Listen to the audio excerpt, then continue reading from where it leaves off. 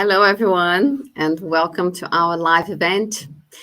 Today, we have a fantastic session lined up for you and filled with fascinating topics about Portugal and its incredible credentials as an LGBT friendly destination. Now, we are honored to have with us two amazing guests and they will share tips on Portugal and investment in properties. Well, first we have Ken Seifert. He is a dynamic individual who wears many hats. He is a diplomat and an accomplished writer and a fitness professional. Ken has an impressive background, having lived in various parts of the world and authored several notable works, including The Rising Storm, a novel, and The Complete Guide to Airport Exercise. He's here to share his experiences as an investor in Portugal and perhaps some insights on how to stay fit while you're traveling. Joining Ken is Barbara Queiroz. She is the head of real estate at Goldcrest, Portugal Buyers Agency.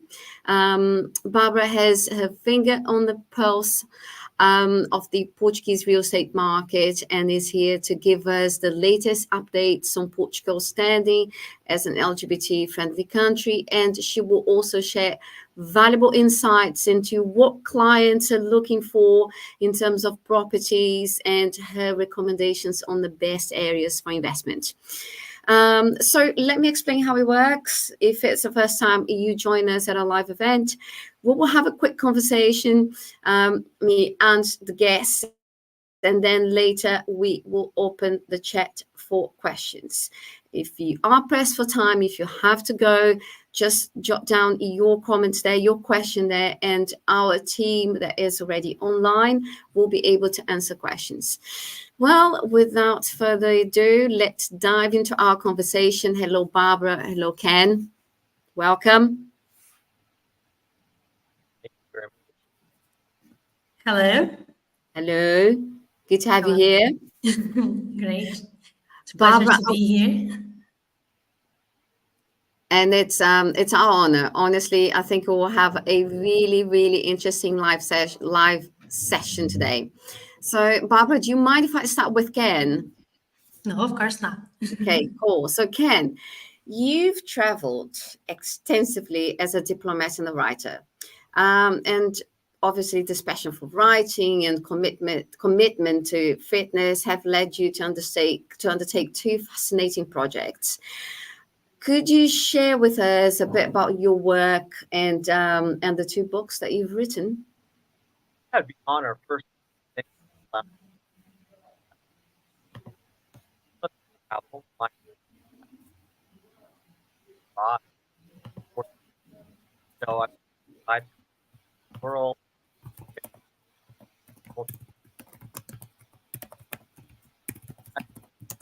All through those travels, one of the best parts of it really is the food, especially in Portugal, as you know. So to eat anything that I want, and I eat all the time, I love to exercise to offset all those calories. So how do I incorporate travel and exercise in all that I do? And so what I've done over the years is I've developed my program for fitting in exercise anywhere I go. Airports, definitely my favorite place to use the large gym as it were, but I also can exercise on airplanes and in grocery stores. I wrote a book about it because it's really a passion. It's not a gimmick. It's really a lifestyle. I end up working out about 4 hours a day every day, because I'm committed to eating whatever I want to eat, and I just have to find the time and where I can fit in those extra moments to build up that exercise. So that's a big passion of mine. My other book about We're missing you there, Ken. So I think that's a problem with your audio. Try again. We heard the other book. Yes. Yeah. Are you able to hear me better now? Yes. Perfectly. Okay. The other book is just it has to do with LGBT issues, and I'm proud to have done that, and also to participate in conversations like this because it is and so that's a nice opportunity. So yeah. Good. Okay. Fine. It's both books are very, very interesting, and recommend reading them. Obviously, I did not read. There was no time, but I had a look at the synopsis of The Rising Storm and the complete guide of airport exercising. I actually looked at the videos, so they seem quite accessible, and it's very good for people that are always on the go. And I totally understand. I try to make my way to meetings walking or cycling because being active is very important. So Ken, moving on, as a diplomat, you've had the opportunity to visit many countries around the world, I'm sure, but what made you decide to invest in Portugal? Portugal has so much to offer and I continue to learn about the amazing advantages. We had a few colleagues and friends that in the last couple of years have purchased real estate in Portugal, got us thinking about what that might mean. And so we did some research, and of course we discovered that Portugal is one of the safest places to live, one of the best places to eat and travel and experience culture, and a balance of modern and also a lot of history. So the more we learn about it, the more we realize Portugal has so much to offer, and it's not as expensive as other places one might be in Europe. So, based on all that, we researched, we looked into options, we talked to some amazing people at Goldcrest, and it just felt overall a really tremendous opportunity. Americans and other expats around the world often, take to social media and Facebook to talk about how great Portugal is as an investment, as a place to live and visit. And so upon, reviewing those Facebook sites and websites, we learned from a lot of people around the world just the great advantages. And so it ended up being a good fit.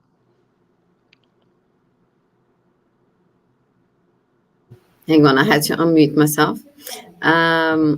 Okay, good. And then now tell me, Ken, how many times have you been to Portugal? Incredibly, one time. One time. Okay. One of many. Was it a long period of time? It was only 4 days. We Okay. arrived Friday. We were in love with the country. We had done a lot of research on, well, what does it possibly mean to buy a property? We were treated so well. We had such good resources and information that we were able to, put an offer on a house within a few days, thereby utilizing that 4-day trip very effectively. It sounds very quick. Not everybody, necessarily would approach it that way. But again, if one researches and looks into Portugal as an opportunity for travel or for real estate, there's so much information out there. And when we looked into that, it all clicked together. Yeah. Okay. So it told me that you spent 4 days here, and in those 4 days, it sounds very productive, by the way.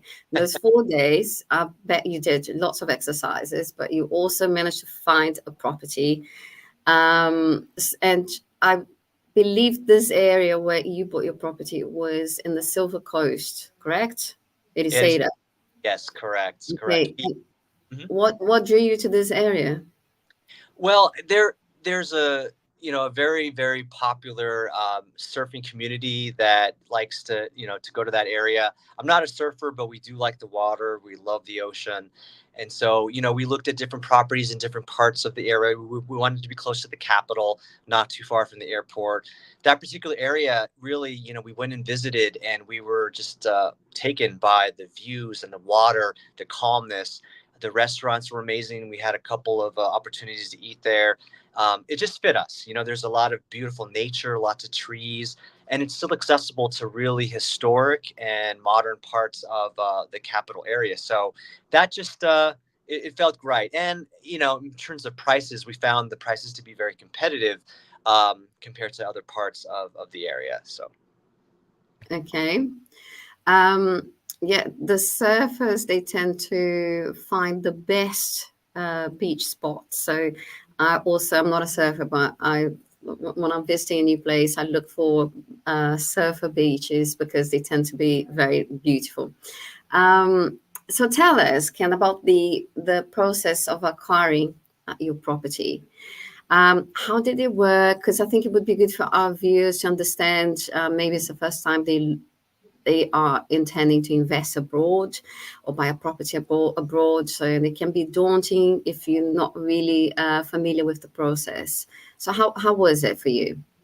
Well, it was daunting, and we were able to learn a little bit about the process from our friends. But one thing that they didn't do that we decided was really important was to sign up with some people, experts that could give us information in real time. Goldcrest really helped us sort of understand what it means to buy property in Portugal, the unique laws and systems and processes, and also opportunities. So, that was helpful for us just to have somebody, a real estate expert, to talk us through, take us to different properties, help us understand how things work. Because they don't work the same in every country. And even if people maybe have been living in Portugal, there's still a lot to learn about how, the banking works and the legalities. And so that was very helpful. But in addition to that, we did a lot of our own research. Facebook, as I mentioned, offers just an abundance of different Facebook groups where expats and other people from around the world talk about best practices and lessons learned about buying in Portugal. They have a lot of information, things to avoid, things to look into, areas that are notable.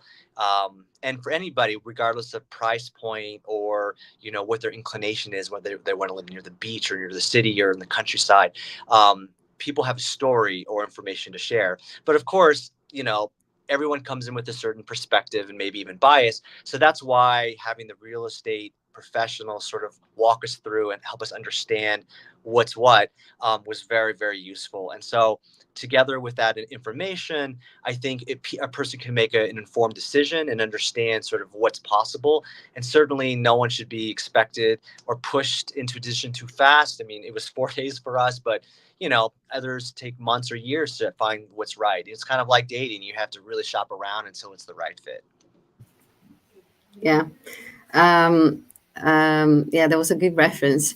Ken, do you have any challenges that you faced during the process of acquisition that you wanted to share here? So then our viewers can learn and maybe avoid going down that route. Or is there anything unavoidable and then you just have to be prepared for that? But you found it quite challenging? Well, I think in any system, in any country, there's going to be challenges. I would say that there are great websites that showcase real estate properties. I think Idealista is one of them. What I learned, though, is that some of those websites, as good as they are, they don't always have the most up-to-date information. It varies. Sometimes a house has been removed or added, and the websites may not have reflected that. So again, getting as much information, sort of putting that net out there to different experts and different people who may have real information, real time, that's very useful. There was, in fact, the property that we ultimately purchased, we didn't even find on any of the websites, funny enough. And so, it was because we were talking to our real estate guru, and that was able to, show us this place, and then we learned about it. The other thing I would say is, the opening a bank account in Portugal for a foreigner is not always the easiest step. It does take a few iterations. I would suggest to anybody, do a lot of research on what banks are easiest and what the process means. We did it in person, which helped, but that's not always as user friendly. So I think that part is, and local bank accounts can be very important, for transferring funds to actually pay for the property or renovations or any other expenses. So that piece, I think we learned a lot. It was a good opportunity, and that's where maybe others might spend a little bit of time doing some research. Yeah, definitely. Yeah, so the main takeaways here, Ken, from what I understood, is to speak to specialists, do a lot of research, and be prepared. So I'd like to speak to a specialist now, Barbara. Thank you for being here. Barbara, can you tell us a bit about Goldcrest and how it works? Because you helped Ken find this beautiful property in Ericeira, and I think our viewers might benefit from knowing what is it exactly that you do.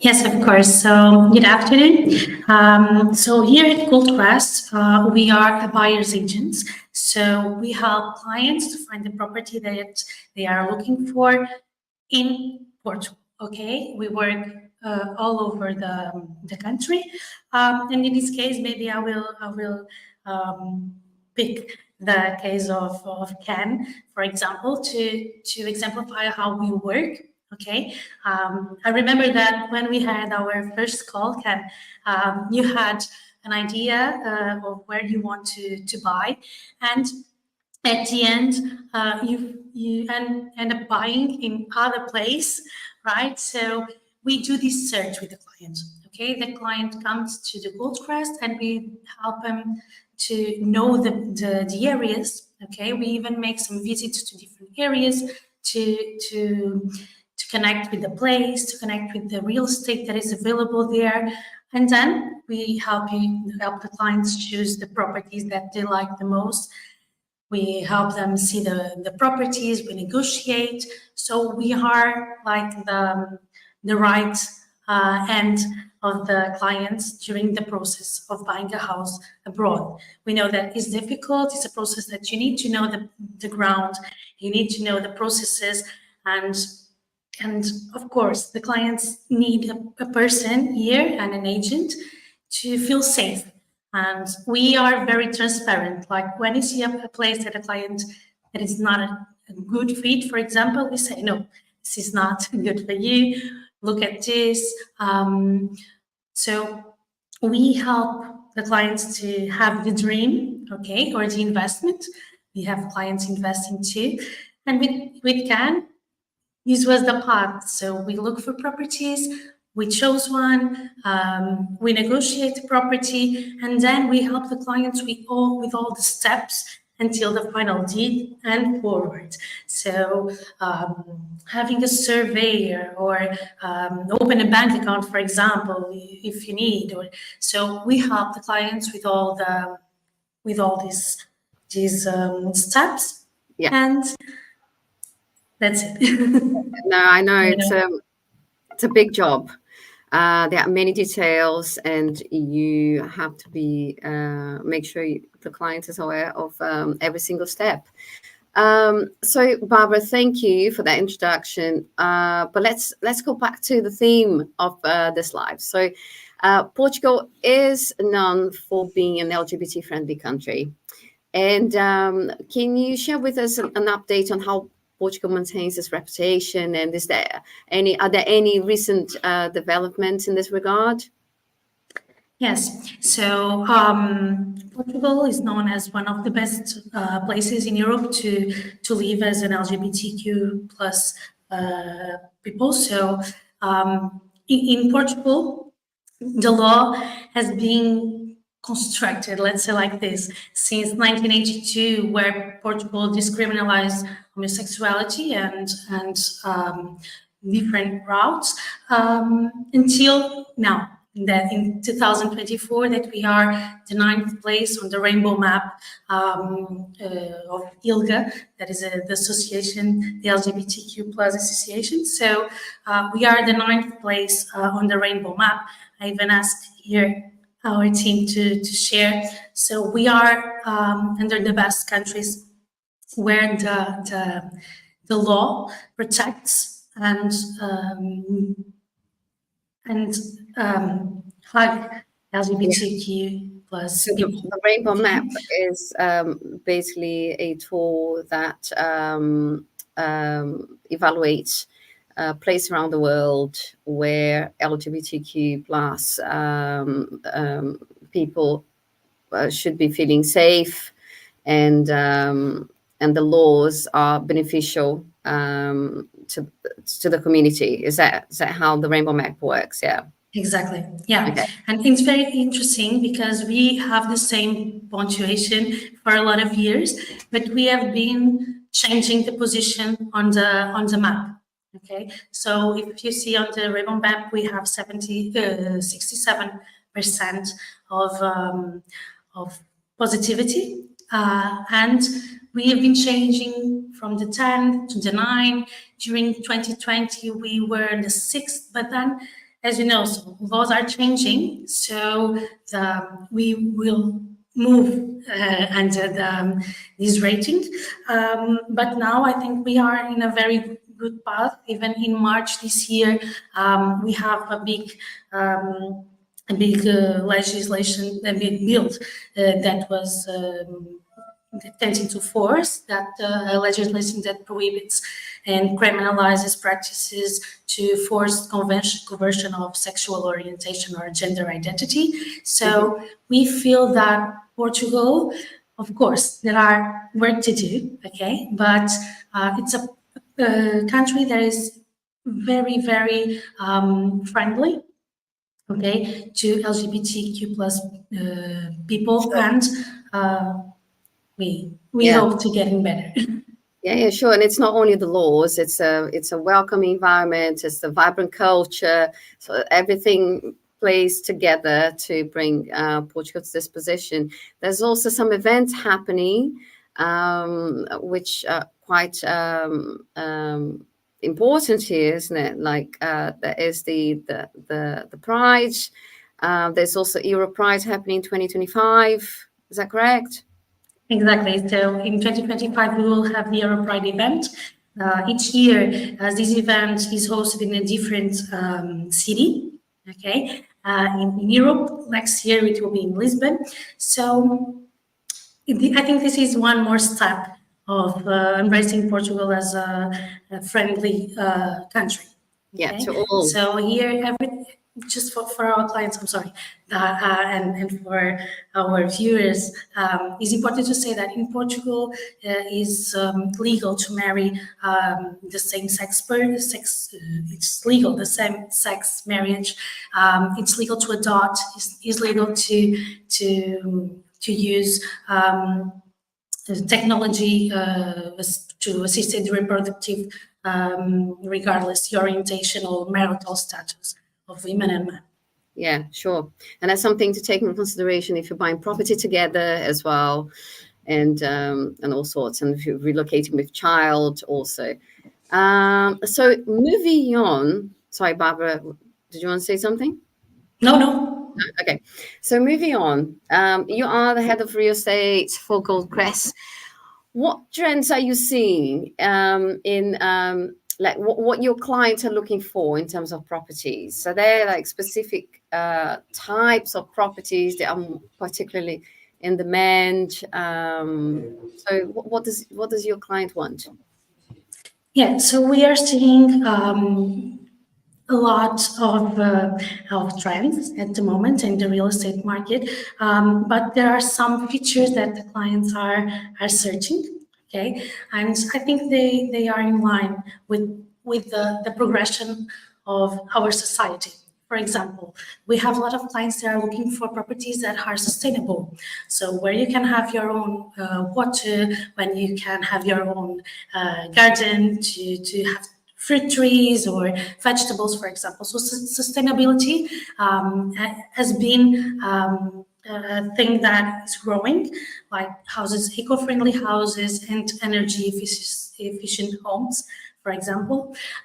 Outdoor spaces, of course, as we all know, since COVID, has been a thing that is growing preferences around the buyers, and proximity to nature.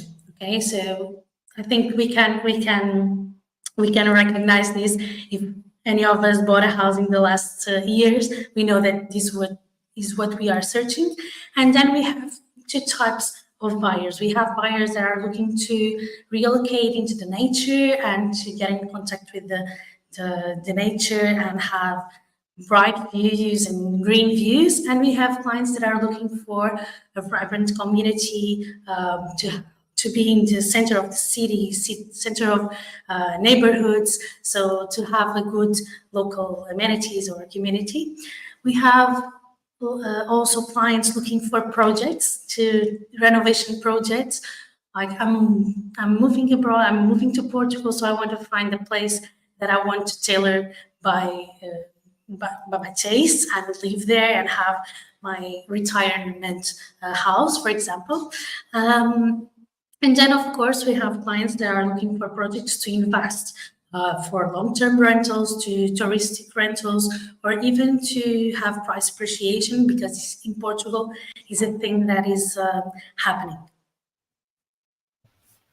Okay. Now that we're talking about the areas of Portugal, and you say that some of your clients like different styles. Some like nature, some like the beach, some like the hustle and bustle of the city. Um, can you share with us some areas you would recommend and why? And please do not forget to mention some hidden gems that potential investors should consider, because that's quite. We always like to jot those notes on our lives, and I think that's very important for viewers to know that there are areas ripe for investment here. Yes, of course. So if you don't know Portugal, or even if you know, Lisbon is like the capital and Porto is the second city. So these two cities are the gems for the investors, okay? Not a hidden gem, but a gem. So here you can see that you have more price appreciation on the houses. The rental market is really, really strong. So if you're willing to buy a property to rent out, Lisbon, Porto is like a safe investment. Of course, if you are more into the beach, you have Algarve, you have Cascais or Estoril, for example. I don't know if, yes, Thomas is showing us the map. So, of course, like if you go here to Lisbon, like half an hour, 40 minutes driving, you will have Cascais on the left side and Estoril. That is one of the most high connected areas in Portugal. And then a little bit south, you will have Setúbal, Almada.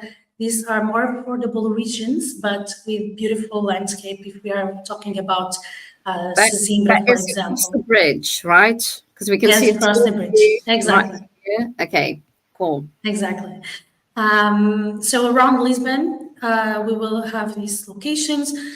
A little bit north, we will have the an hidden gem that I will talk in a few seconds. But maybe you can see that driving from Lisbon to Porto, there is 3 hours driving, so it's very fast to connect the country, and it's always a highway in the path. So it's very, wherever you buy in Portugal, you are really near of the airports. Okay, so Lisboa, Porto has an airport too, and Algarve has an airport too in Faro. Okay, so it's very, and with a lot of flights, so it's very easy to connect. We also have, of course, places in Algarve. You have the east coast and the west coast of Algarve with very different landscapes and very different type of property. So let's say the 3 main places are Porto, Lisboa, and Algarve. Okay. Then, of course, we all talked about Setúbal, Madeira, and the Açores. There are the 2 islands that we have near the African coast and in the middle of the Atlantic. So these are beautiful islands that you can find small properties, but with amazing views and very much more affordable than you find in Lisbon, for example. If we talk about hidden gems, I think we can talk about, for example, Braga. It's a place that is mainstream now. A lot of clients are looking to Braga. It's a little bit north than Porto. Braga is the youngest city in Portugal, so you will find a vibrant community with lots of nightlife and students and community. You have like big American community in Braga and Brazilian too. So Braga, it's a place to see. Okay, and we talk Braga and the Braga's rival, that is Guimarães, that is really near, 30 minutes, but is the very, very beautiful city where you have very good real estate and with a very fresh air, even its historical city. Then if we go down, of course, we can talk about the West Coast. There I was thinking where bought his property. So the West Coast, where you have Ericeira, where you have Óbidos, Peniche, São Martinho do Porto. So surfers beach and beautiful beaches, beautiful views, and near the mountains too. So you will have both things at the same time. And I think I talked a lot about regions. I don't know if you want me to talk about anything, but of course, as we did with CAN, we help you to understand what you are looking for and what's the location that will deliver you your intentions. That was very good, Barbara. So thorough, and thanks for showing the map of Portugal. I think it's very useful because when we talk about country proportions, especially with our American viewers, they may think it's too far away from each other when we talk about Lisbon and Porto, and it's actually a short drive. 3 hours is not that short, but it is short in American standards.